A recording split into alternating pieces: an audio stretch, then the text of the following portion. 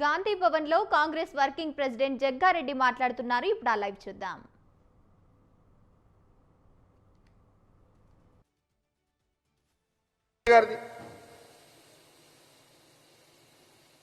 ఆ ప్రయాణంలో అనేక ఒడుకుదొడుకు ఈ దేశం యొక్క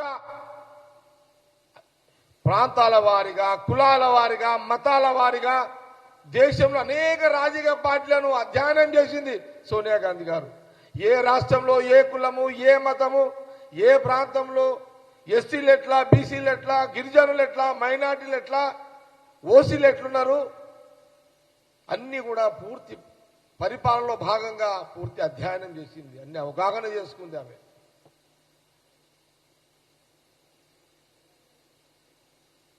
క్రమంగా ఆనాడు ఆమెకు ఏఐసిసి అధ్యక్షులుగా కాంగ్రెస్ పార్టీ కార్యకర్తలు, నాయకులు ఏకగ్రీవంగా ఏఐసిసి ఆల్ ఇండియా ప్రెసిడెంట్ గా మీరు ఉండాలమ్మా అని కోరినప్పుడు ఈ దేశ ప్రజల యొక్క యోగక్షేమాలను దృష్టిలో పెట్టుకొని కాంగ్రెస్ పార్టీ కార్యకర్తలు, నాయకులు అందరూ అడిగిన క్రమంలో ఆమె ముందుకొచ్చింది. ఆనాడు దాదాపు 22 సంవత్సరాలు Congress party all India president గా, ఈ భారతదేశ Congress party all India president గా ఆమె 22 సంవత్సరాల అధ్యక్షులుగా ఉన్నది. ఆ 22 సంవత్సరాల కాలంలోనే ఈ దేశ ప్రజలు సోనియా గాంధీ గారి నాయకత్వంలో అధికారం ఇచ్చారు. UPA government, UPA chairman Sonia Gandhi గారు. ఆ రోజు కాంగ్రెస్ ఎంపీలు అన్నారు, మిత్రపక్షాలు ఢిల్లీలో అందరూ అన్నారు, సోనియా గాంధీ గారు మీరు ప్రధానమంత్రిగా ప్రమాణ స్వీకారం చేయాలని వారిని కోరడము ఎన్ని కోరికలు, ఎన్నిసార్లు వారు కాంగ్రెస్ పార్టీ ఎంపీలే కాదు, కాంగ్రెస్ పార్టీ కార్యకర్తలే కాదు, ఎంటైర్ మిత్రపక్షాలు కూడా సోనియా గాంధీ గారిని ప్రధానమంత్రిగా ఉండాలని కోరడం జరిగింది. ఇది ఆ రోజు మీడియాలో చరిత్ర అందరూ చూసిరు. ఆ రోజు బీజేపీకి తెలియదా? బీజేపీ నిద్రపోయిందా ఆ టైంలో?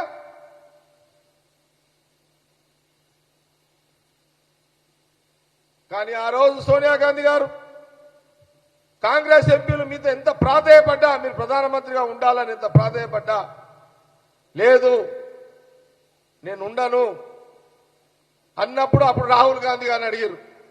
రాహుల్ గాంధీ గారు మీరన్నా ప్రధానమంత్రిగా ఉండండి అని, లేదు అని ఒక నిర్ణయం చేసి సోనియా గాంధీ గారు, రాహుల్ గాంధీ గారు అప్పుడే మన్మోహన్ సింగ్ గారిని తీసుకొచ్చి పెట్టి ప్రధానమంత్రిగా చేసి, ఈ రోజులలో గల్లీ కౌన్సిలర్ నాసుడు ఎమ్మెల్యే సీట్ ఇవ్వకపోతే కొట్లాడుతున్నా, నాకు బీఫామ్ ఇవ్వకపోతే నేను ఎవరి గురించి చెప్తలేను, నేను అడుగుతున్నా, నాకు బీఫామ్ ఇవ్వకపోతే నేనే కొట్లాడతా, నాకు టికెట్ ఎట్లు ఇవ్వని కొట్లాడతా. కానీ ప్రధానమంత్రి యావత్ దేశంలో అందరూ, దేశ ప్రజలు సోనియా గాంధీ ప్రధానమంత్రి యాక్సెప్ట్ చేసిర్రు. ఆమె ప్రధానమంత్రి ఉండాలనే ఆ రోజు మెజార్టీ సీట్లు కాంగ్రెస్కి ఇచ్చారు. నాలాంటి వాడు ఎమ్మెల్యే కోసం కొట్లాడి గుంజుకునే రోజులు ఈ రోజులల్లా. కానీ ఒక ప్రధానమంత్రి ఉండాలని దేశ ప్రజలు చెప్పినా కూడా ఆ రోజు సోనియా గాంధీ గారు నేను ఉండను, మన్మోహన్ సింగ్ గారిని పెడతా, నా కొడుకు రాహుల్ గాంధీ కూడా వద్దు, నేను మన్మోహన్ సింగ్ గారిని పెడతా, మంచి నాయకుడు మన్మోహన్ సింగ్ గారు పరిపాలన చేస్తాడు, ఆర్థికంగా ఈ దేశంలో పేద ప్రజలకు ఆర్థికంగా ఈ దేశం యొక్క ఎదగాలి అని ఒక అన్ని కోణాల్లో మన్మోహన్ సింగ్ గారిని పెట్టడం జరిగింది. నేను అడుగుతున్నా బీజేపీ నాయకులారా, ఈ త్యాగం మీ పార్టీలో ఏ నాయకుడికి ఉందో ఛాలెంజ్ చేస్తారా? సోనియా గాంధీ గారికి ఉన్న గుణం, వారికి రాహుల్ గాంధీ గారికి ఉన్న గొప్ప గుణం నీ పార్టీలో ఒక్క నాయకుడి కన్నా ఉందని ఛాలెంజ్ చేసే దమ్ము, ధైర్యం బీజేపీ నాయకులకు ఉన్నదా అని అడుగుతున్నాను నేను. మీకున్నదా ఆ సత్తా?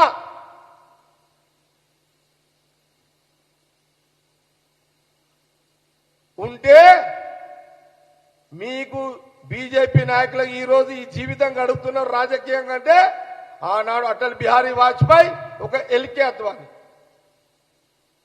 మీకు అదే గుణం ఉండుంటే ఎల్కే అద్వానీని మీరు ప్రధానమంత్రిని చేసేటోళ్ళు.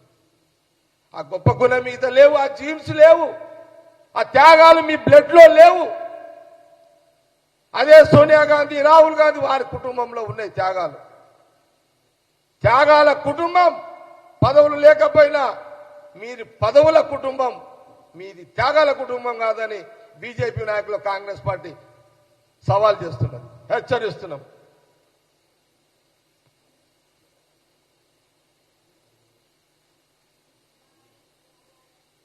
ఉందా మీకు ఆ శక్తి? దీని మీద డిబేట్, కాంగ్రెస్ పార్టీ కార్యకర్తల నాయకులకు త్యాగాల మీద డిబేట్ చేసే సత్తా మీకుందా బీజేపీ నాయకులారా అని గాంధీ భవన్ నుంచి కాంగ్రెస్ పార్టీ మిమ్మల్ని ప్రశ్నిస్తున్నది.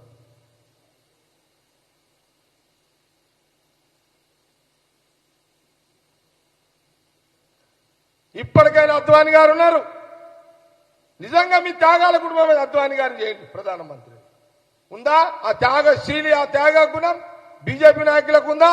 ఆర్ఎస్ఎస్ కుందా? ఛాలెంజ్ చేస్తున్నాం. మీరా సోనియా గాంధీ గారితో మాట్లాడింది? విలువలతో కూడుకున్న కుటుంబం అయితే సోనియా గాంధీ గారి అత్తగారు, వారి కొడుకు రాహుల్ గాంధీ గారు.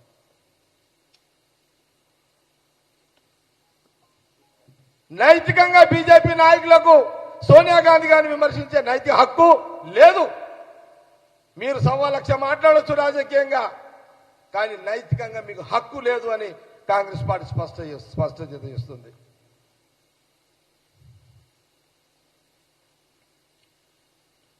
సోనియా గాంధీ గారు 10 ఏళ్ల మన్మోహన్ సింగ్ ప్రధానమంత్రి పరిపాలనలో గ్రామీణ ప్రాంతం నుంచి పట్టణం వరకు ఉపాధి హామీ పథకాన్ని తీసుకొచ్చి ప్రతి ఒక్కరికి పని కల్పించింది. డబ్బులు చేతిలో గలగలగల ఆడేటట్టుగా ఆహారం ఉపాధి హామీ పథకాన్ని తీసుకొచ్చింది.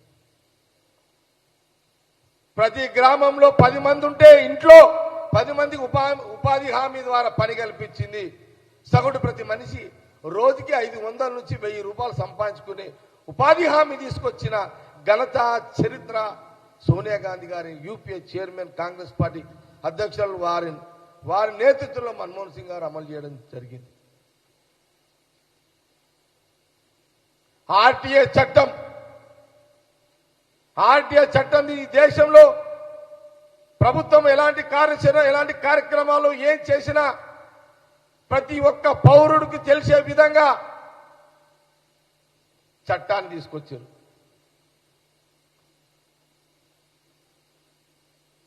ఇది చరిత్ర సోనియా గాంధీ గారిది. ఏం మాట్లాడతారా మీరు బీజేపీ వాళ్ళు?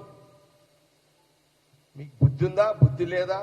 జ్ఞానం ఉందా, జ్ఞానం లేదా? ఏమనాలి మిమ్మల్ని బీజేపీ వాళ్ళని? నోరుంది కదా అని మాట్లాడేనా? ఈ భారతదేశానికి కోడలయ్యి దాదాపు ఎన్ని సంవత్సరాలు